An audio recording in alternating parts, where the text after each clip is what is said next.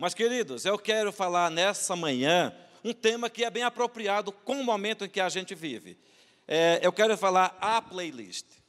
Sabe, quando você faz no Spotify ou no YouTube, você cria uma playlist. A palavra de Deus, a Bíblia, desde o Velho Testamento até o Novo Testamento, está cheia de cânticos. Tem cântico de Moisés, cântico de Miriam, cântico de Ana.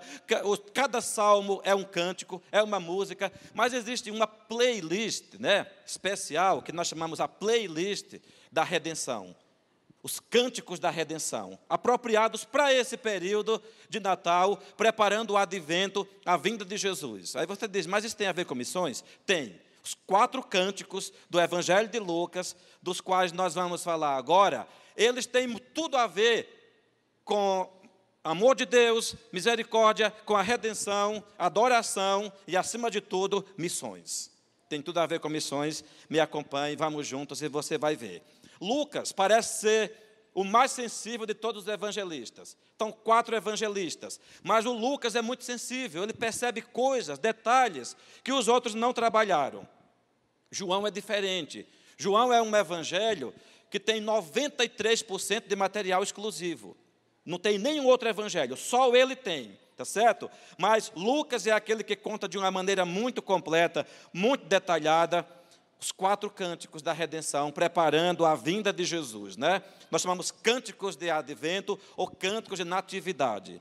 Lucas apresenta nos 2 capítulos do seu evangelho esses 4 cânticos que durante 20 séculos têm sido cantados na igreja cristã. Desde o 1º século até hoje, os 4 cânticos são cantados pela igreja cristã.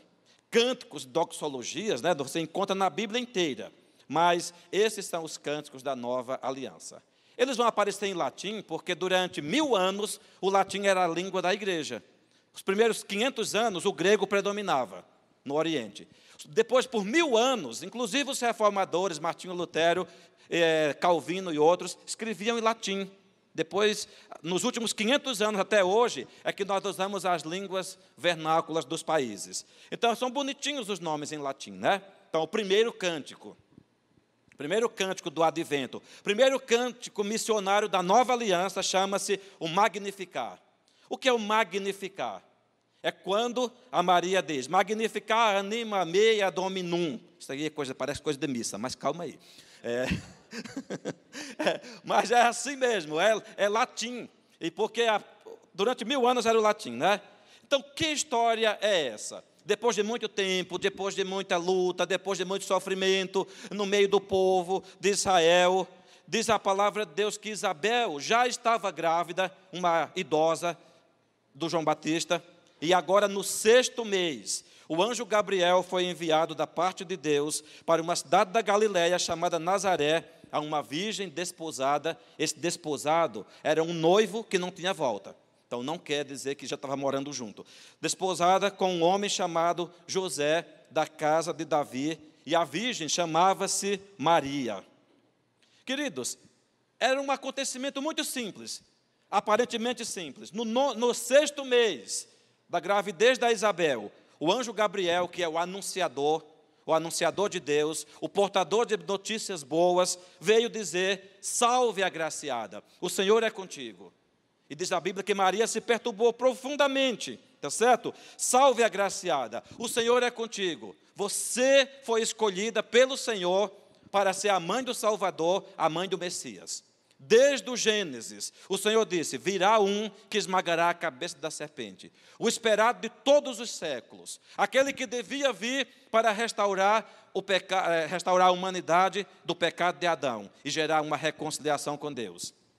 Todas as mulheres em Israel esperavam ser a mãe do Messias.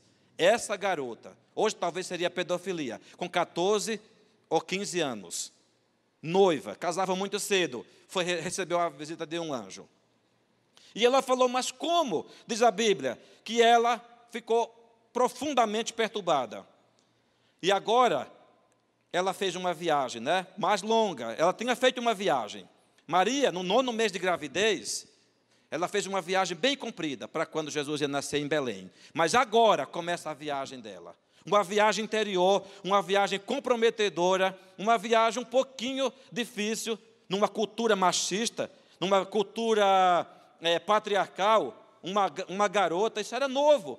Apesar de estar profetizado em Isaías, mas era muito novo, uma garota ainda noiva, não casou, ficar grávida. E ela falou, mas como isso? Eu não conheço o homem. Em outras palavras, eu não casei ainda oficialmente e não tenho contato com nenhum homem. Como acontecerá isso? E o anjo disse, descerá sobre ti o Espírito Santo, e o poder do Altíssimo te envolverá, pelo que aquele que nascer de ti será chamado Filho de Deus, o Salvador do mundo. Mateus também conta, mas eu quero permanecer em Lucas, né? Então é uma viagem emocional, uma viagem não tão fácil. Primeira coisa, Maria sentiu ansiedade.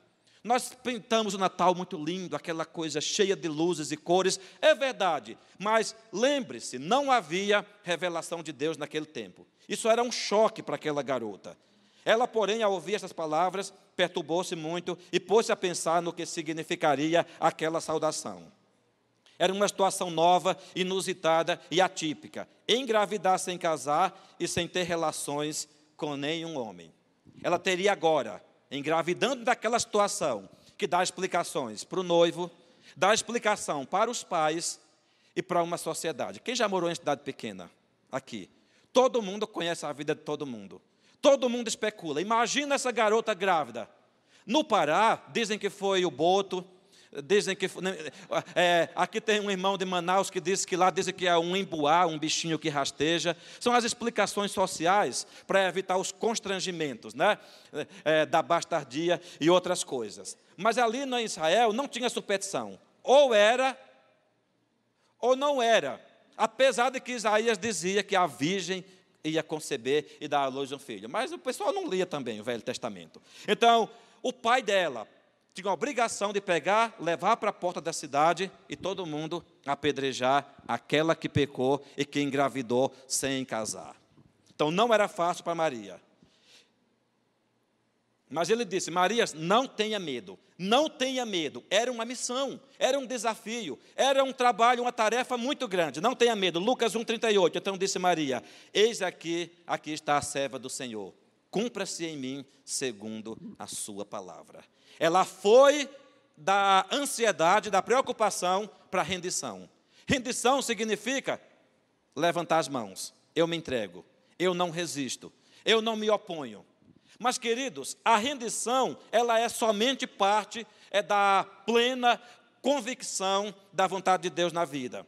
Rendição, aceitação são fruto de compreensão de que algo maior do que nós e a nossa vontade precisa acontecer para o bem de todos. Ela entendeu que era para a salvação da humanidade, para a salvação de Israel, mas nem sempre rendição e aceitação vêm acompanhadas de entusiasmo, de euforia, de alegria e de júbilo.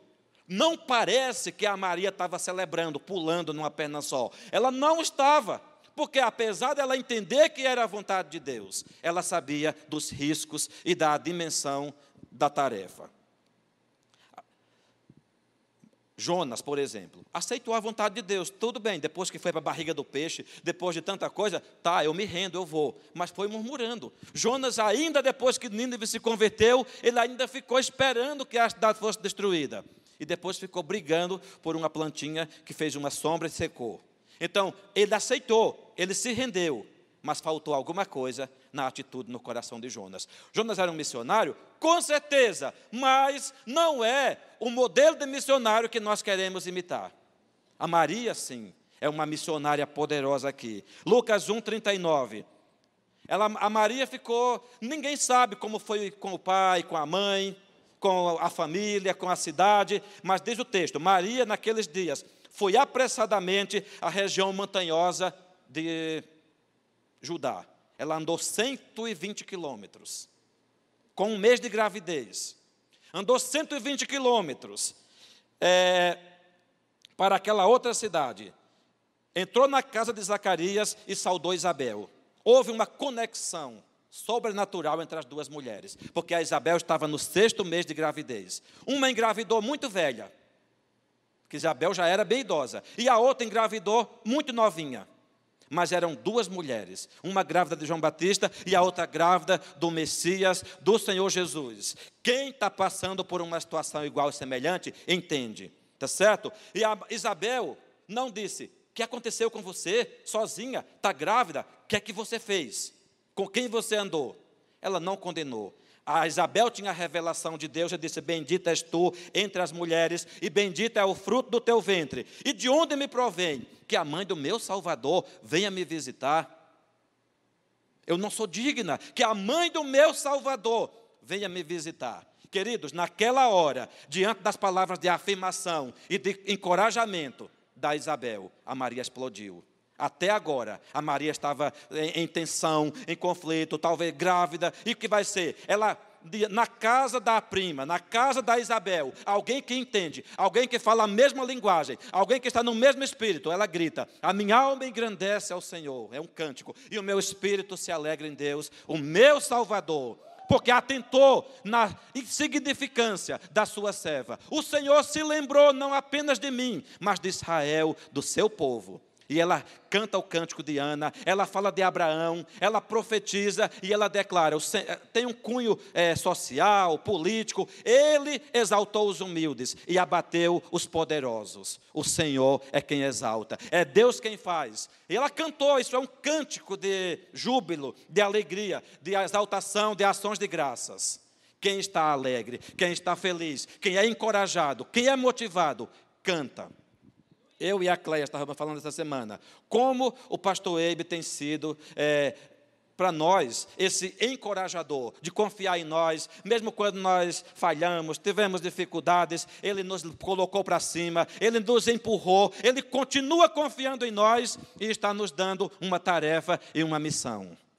Eu disse para a Cleia ontem, é como se a igreja de São Paulo, que nem inaugurou ainda, está grávida. Claro, está grávida de milhares de pessoas desse lugar. E nós também. Só um mesinho estamos engravidados, né, por Porto Alegre, pelo Rio Grande do Sul. É claro que nessa história, o pastor Eibe tem que ser Jesus e nós João Batista, claro, né? Deus me livre de querer ser o Jesus nessa história. Porque... Nós vamos ser o João Batista porque a gente nem é digno de desatar as correias das sandálias dele, né? Mas tem sido um encorajamento. A Isabel, queridos, foi essa discipuladora. Diz a palavra que a Isabel, a Maria ficou 3 meses na casa da Isabel, sendo discipulada, sendo encorajada, sendo mentoreada, porque a outra tinha mais idade, era mais madura. Eu creio que ela viu o nascimento de João Batista, porque ela voltou para Galiléia, para Nazaré, e João nasceu. Muito lindo.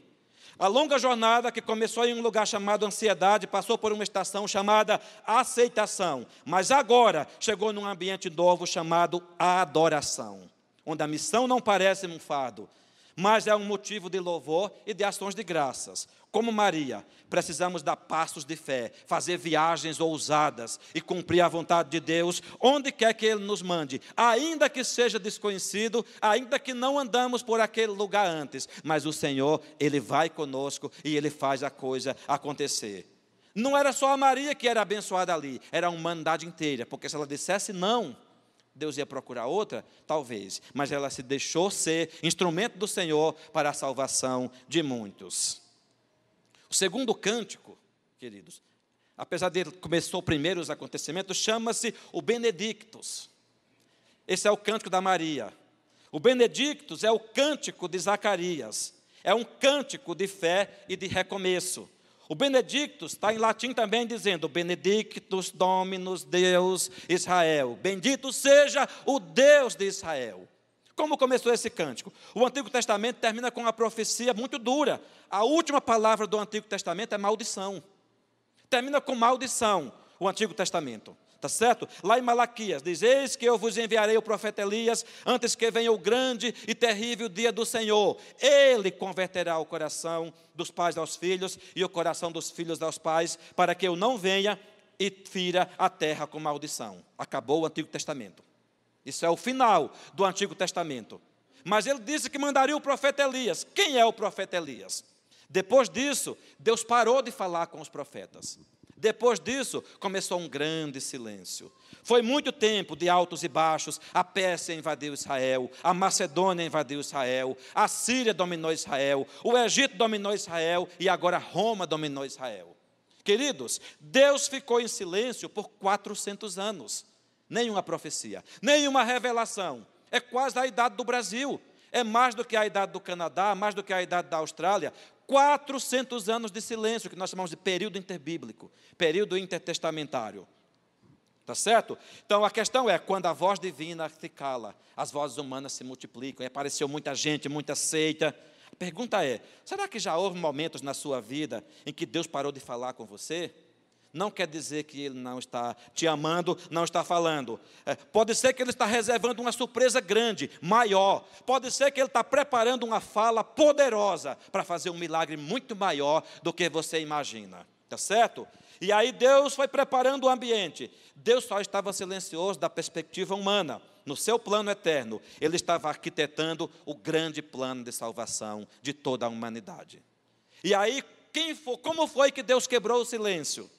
Gálatas 4 e 5 diz: vindo, porém, à plenitude do tempo, Deus enviou seu Filho, nascido de mulher, da Maria, nascido sob a lei, para resgatar os que estavam sob a lei, a fim de que recebêssemos nós também a adoção de filhos. E tem mais, em Hebreus diz, Hebreus 1 e 2, havendo Deus outrora falado muitas vezes e de muitas maneiras aos pais pelos profetas, nesses últimos dias nos falou pelo seu Filho, a quem constituiu o herdeiro de todas as coisas, pelo qual também fez o universo. Deus não estava calado, Deus não estava mudo, Ele agora falou pelo Filho. Falou por Jesus. Jesus é a expressão maior da graça e do amor de Deus. Jesus é a maior declaração de Deus em nosso favor de amor. E aí, Deus rompeu o silêncio falando com Zacarias. Nos dias de Herodes, rei da Judéia, houve um sacerdote chamado Zacarias, do turno de Abias. Sua mulher era das filhas de Arão e se chamava Isabel. E não tinha filhos, porque era estéril, sendo avançada em dias. Aquela atrás de quem a Maria foi. Deus escolheu se manifestar a um sacerdote comum que estava cumprindo as responsabilidades no templo. Pastor Eibe, pastor Sabá, naqueles dias em Israel tinha 18 mil sacerdotes. E todos eram convocados para o templo. Mas só naquele dia Zacarias teve o privilégio de ser escolhido, de ser sorteado para entrar no Santo dos Santos e queimar incenso de adoração a Deus, em favor do povo. É uma ironia, porque o sacerdote, ele ora pelo povo, mas ele não tinha um filho. A esposa, talvez com 60 e tantos anos, não sei quanto, ele também era estéril, mas ele estava lá cumprindo o seu chamado e obedecendo a Deus. E de repente, quando ele entra lá, do lado direito do altar, quem está lá? Gabriel. E Gabriel diz: Zacarias, não temas, o Senhor me mandou, você foi escolhido, você vai ter um filho. Zacarias falou: como? Eu conheço como funcionam as mulheres, mas eu acho que ele disse: eu também me conheço. Lá em casa, nós estamos só irmãozinhos agora, a gente só se esquenta, não tem mais nada, era tudo idoso, tudo já velhinho. Ele falou: como? Igual Sara, igual Abraão, não vai rolar. Ele falou: olha, não atrapalhe o plano de Deus. Estou resumindo, não atrapalhe o plano de Deus, Zacarias. Fique calado, não fale nada. Para você não pecar, você vai ficar mudo. Mas vai acontecer, você vai ficar mudo até nascer a criança. E quando Zacarias desceu, chegou lá, todo mundo: Zacarias, tudo bem? Zacarias, o que aconteceu? Zacarias, está tudo bem? Zacarias estava mudo, mas Deus estava falando. É melhor Deus falar do que a gente falar, porque muitas vezes quando a gente fala, a gente pode falar incredulidade, pode falar palavras de dúvidas. E ele ficou mudo 9 meses. E aí Zacarias, mas o anjo disse: teu filho irá adiante do Senhor, no espírito e no poder de Elias, para converter o coração dos pais aos filhos e a prudência dos justos, a obediência e a prudência dos justos, e habilitar para o Senhor um povo preparado. Zacarias era humano e teve medo, ficou chocado com o tamanho das revelações, né? Mas Deus estava falando. Lucas 1, 67 a 69.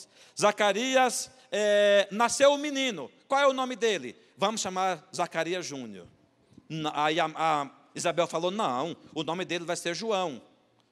Mas como? Não tem ninguém com esse nome. Aí Zacarias, qual é o nome do menino? deram uma tábua para ele e ele escreveu: o nome dele vai ser João.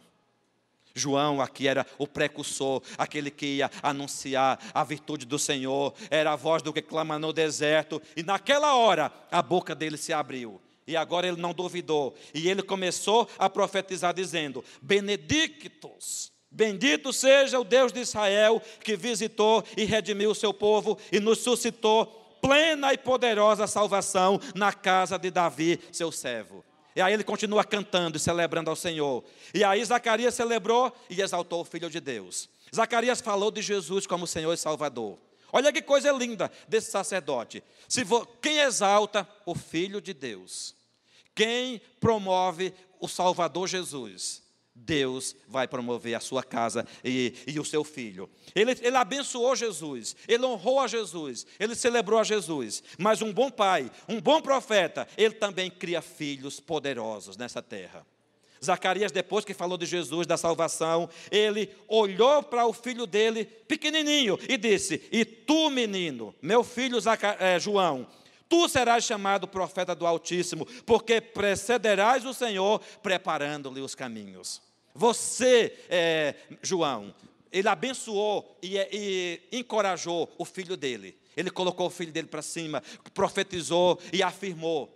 O filho se tornou um homem poderoso. João Batista perdeu a cabeça, mas cumpriu plenamente o chamado de Deus. E agora ele canta, Zacarias canta: bendito seja o Senhor, pelo que nos visitará o sol, a luz nascente. A terra que estava em trevas viu uma grande luz, lá diz Isaías. Então foi assim, ele é parte da inauguração dessa nova era e dessa nova aliança. Queridos, é importante cantar. Lembre-se que mesmo quando Deus parece estar em silêncio, Ele continua trabalhando e preparando um caminho de excelência para aqueles a quem Ele ama e que querem fazer a sua vontade. Se você tem estado mudo por algum tempo, por alguma coisa, não está cantando, alguma situação difícil, se a sua voz está meio silenciada, Deus vai abrir a tua boca e vai te fazer cantar como Zacarias: bendito seja o Senhor, que não se esqueceu. Deus não se esquece, Deus se lembra, e Deus vai fazer na sua vida e na sua casa, na sua família, no seu trabalho, no seu ministério, uma ação nova, um tempo novo, uma aliança nova. E faça como Zacarias, não duvide, mas cante e celebre o Senhor. Bendito seja o Senhor. Esse é o segundo cântico, né? O primeiro é o Magnificar, o segundo é o Benedictus. O terceiro cântico é maravilhoso, é chamado Glória in Excelsis. Glória in Excelsis Deo, aquele que a gente canta, né? Glória. Esse é o cântico mais conhecido talvez do Natal, junto com o Noite Feliz. Mas como quando aconteceu esse cântico? Maria vai para Belém, a Maria tem Jesus, João Batista já é nascido, e aí de repente, eles não encontraram lugar na casa dos homens. Não tinha hotel, não tinha hospedagem, ninguém hospedou, e aquilo que nós fazemos tão bonitinho, aquele presépio tão lindo e maravilhoso, na verdade, queridos, era uma caverna, era um local bem fedido, com muito xixi e muito cocô de animal, era uma manjedoura. A palavra manjedoura vem de manger, que é uma palavra francesa e latina, que quer dizer comer, um lugar que animal come, era um coxo em alguns ambientes, né? E aí colocaram Jesus em cima do resto de palha que os animais deixaram, a palha das ovelhas, dos animais, e Jesus nasceu ali, envolto em trapos. Diz a Bíblia, trapos quer dizer panos rasgados. Nasceu pobre e humilde para nos fazer ricos. É isso que a palavra do Senhor diz. E agora, não havia lugar, mas quando Jesus nasceu, naquela noite, diz, havia pastores no campo, cuidando dos seus rebanhos de ovelhas. E aí apareceu um anjo aos pastores, quem sabe se não era Gabriel também, e dizendo: não tenham medo, eis que vos trago novas de grande alegria, é que hoje, na cidade de Belém, nasceu o Salvador, aquele que é o Salvador do mundo. Mas e aí, como é que vocês vão encontrar uma criança vestida em trapos, deitada numa manjedoura? Vão lá, e na mesma hora apareceu, a Bíblia diz, uma miríade, uma hoste, uma multidão incontável de anjos celestiais cantando glória, Glória in excelsis, que diz: glória a Deus nas maiores alturas, paz na terra aos homens a quem Deus ama e a quem Ele quer mostrar o seu favor. Na verdade, não somente Maria cantou os cânticos da redenção, os cânticos do advento, não só Zacarias cantou, mas os anjos cantaram. Jesus é tão maravilhoso e poderoso que a terra canta e o céu canta. E nós também cantamos e celebramos aquele que era, que é e que há de vir, a esperança das nações, o Salvador, a nossa redenção. Então, queridos, a primeira parte do cântico fala das boas novas, que representam para Deus. Os anjos não tinha como se queixar, não tinha como lamentar, só exaltar o Senhor. E a segunda parte fala das boas novas, representam para nós, para a humanidade, o favor de Deus. Glória a Deus nas maiores alturas. Foi Ele quem planejou e arquitetou todo o plano e rompeu o silêncio. Deus sempre toma a iniciativa da salvação. Os anjos cantaram para celebrar a grande dádiva, mas também para nos ensinar que nós devemos cantar igualmente, celebrando as boas novas de salvação, que Ele diz: vocês vão ouvir boas novas de salvação, que serão para todo o povo. Não só para Israel, mas para todo o povo. Para o povo de São Paulo, para o povo de Vitória no Espírito Santo inteiro, e para o povo de Porto Alegre, e para o povo do Rio Grande do Sul. Ele é o Deus do sul, Ele é o Deus do norte, Ele é o Deus do leste, Ele é o Deus do oeste. Todas as extremidades da terra o adorarão. Todas as nações virão e se prostrarão diante dele, dizendo: digno é o Cordeiro que foi morto de receber a honra, o poder, a glória e a soberania e a majestade para todo sempre. O Brasil é do Senhor Jesus. Desde o Oiapoque até o Chuí, agora nós vamos estar presentes em nome de Jesus. Desde o Acre até a ponta dos Seixas, vamos fechar essa nação para o Senhor em nome de Jesus.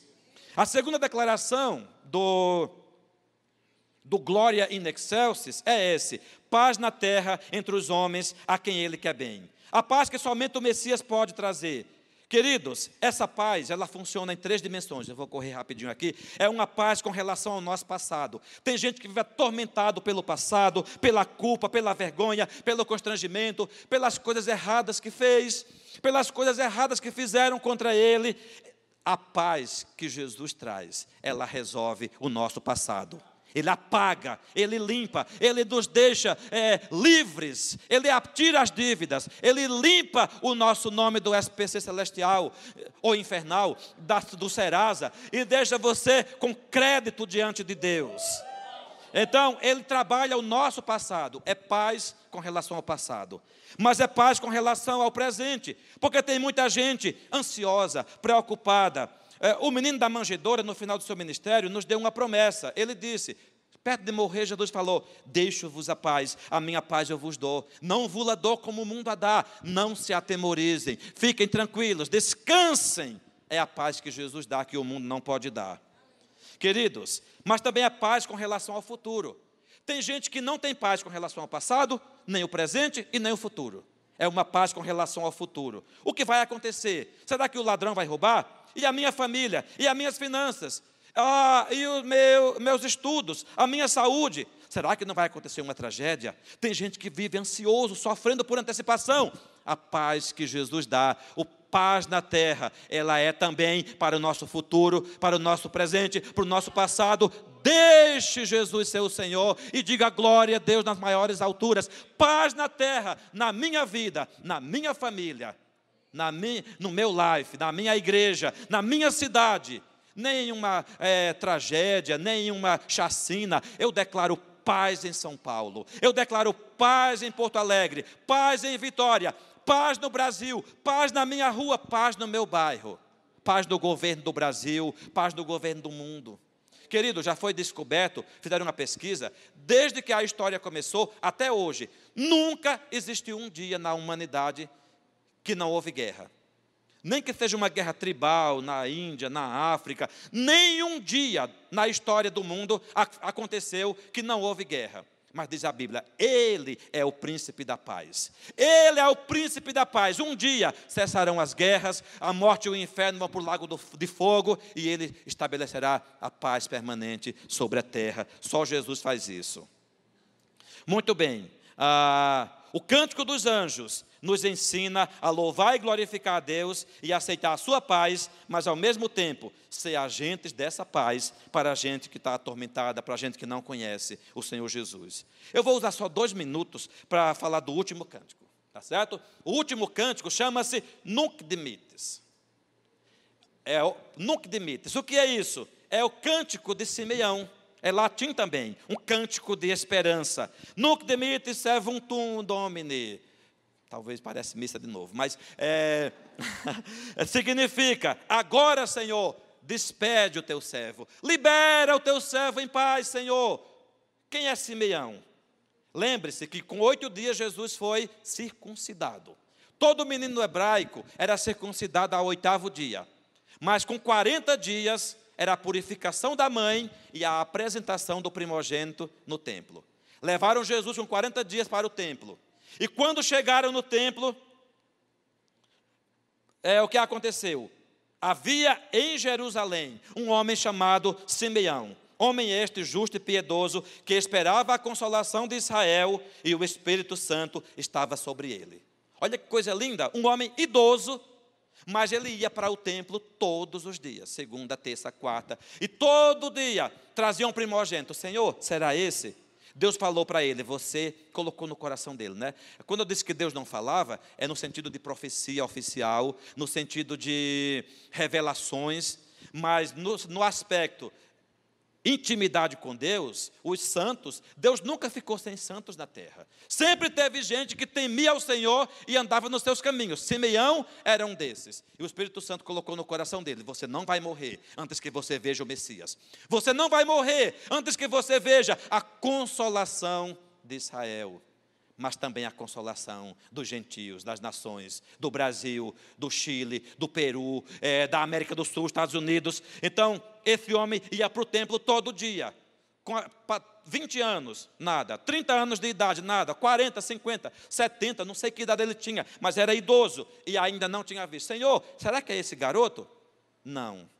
Senhor, será que é esse? Todo dia ele estava lá, mas naquele dia, diz a Bíblia, que quando Maria e José apresentaram Jesus, ele começou a sentir um reboliço no seu coração. E lá vem aquele idoso perto da Maria, imagina, quando você anda com um bebezinho de 40 dias. Eu falei, não. E aí vem alguém desconhecido, que bonitinho, posso pegar? A mãe fica, será que eu deixo? Assim, quando é um desconhecido, deixa às vezes por educação. Mas aquele homem vem. E a Maria entrega Jesus nos braços de Simeão. Simeão levanta o garoto e diz, Senhor, agora pode despedir em paz o teu servo, porque os meus olhos viram a salvação de Israel. Os meus olhos viram, agora pode despedir o teu servo, segundo a tua palavra, porque os meus olhos viram a tua salvação, a qual preparaste para diante de todos os povos. Luz para a revelação aos gentios e para a glória do teu povo Israel. Queridos, isso aqui é um cântico. Ele cantou. Nunc dimittis. E aí todo o templo, uau, quem é esse menino? Quem é esse menino? A pergunta é, queridos, quem é esse menino para você? A espera de Simeão é como o teste do marshmallow, conduzido por um psicólogo. Interessante esse teste do marshmallow. 1960, tá certo? O psicólogo Walter Mischel, ele fez um teste. Ele pegou crianças de 4 anos de idade, pastor Ebe, lá nos Estados Unidos, e ele disse, venham cá, é o seguinte, ele deu um marshmallow grande para cada criança, e ele falou, olha, vocês vão esperar 20 minutos, não comam esse marshmallow. Se você esperar 20 minutos sem comer, você vai ganhar vários outros marshmallows, tá certo? Tá.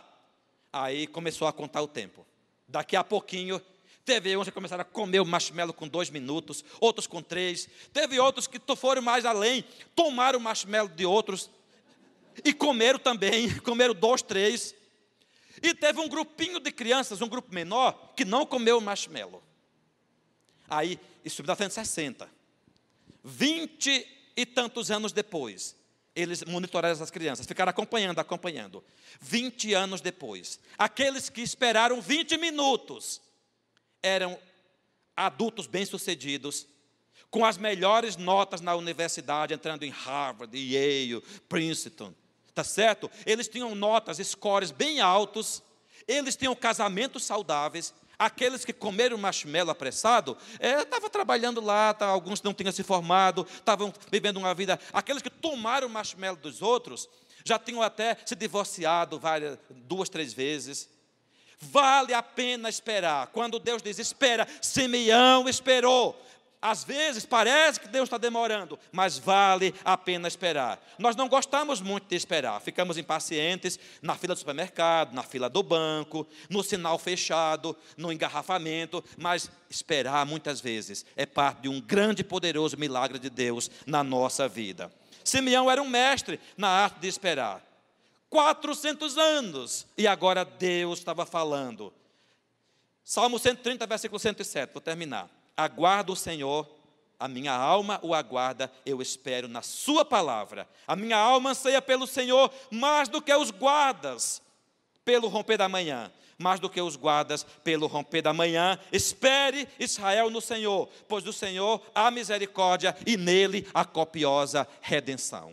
Os cânticos do advento, os cânticos da redenção, o Magnificar,